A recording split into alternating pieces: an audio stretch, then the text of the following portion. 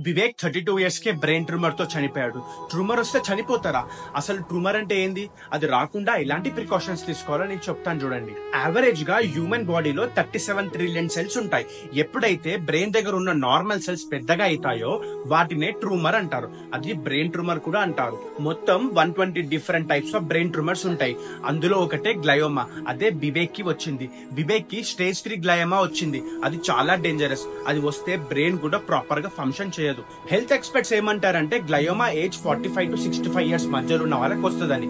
కానీ ఇప్పుడు వివేక్ కి వచ్చిన తర్వాత నాకు ఏం అర్థమైందంటే ఇది ఎవరికైనా రావచ్చని. అందుకని హెడేక్ వచ్చినా, వామిటింగ్స్ అయినా, కళ్ళు తిరుగుతున్నా నెగ్లెక్ట్ చేయకండి. డాక్టర్ ని కన్సల్ట్ అవ్వండి. రేడియేషన్స్ కి దూరంగా ఉండండి. ఎక్స్రేస్ ఆర్ స్కానింగ్స్ తీసుకుంటున్నప్పుడు అక్కడ హార్మ్ఫుల్ రేడియేషన్స్ ఉంటాయి. ప్రొటెక్టివ్ గేర్స్ ఫాలో అవ్వండి. మీ ఫ్యామిలీలో కూడా ఎవరైనా సీరియస్ హెల్త్ ఇష్యూస్ తో ఉంటే మీరు కూడా రెగ్యులర్ గా హెల్త్ చెకప్ చేసుకుంటూ ఉండండి. Prevention is better than cure. మీ యొక్క షేర్ తో ఈ వీడియో ఎవరికొకరికి హెల్ప్ అవుతుంది.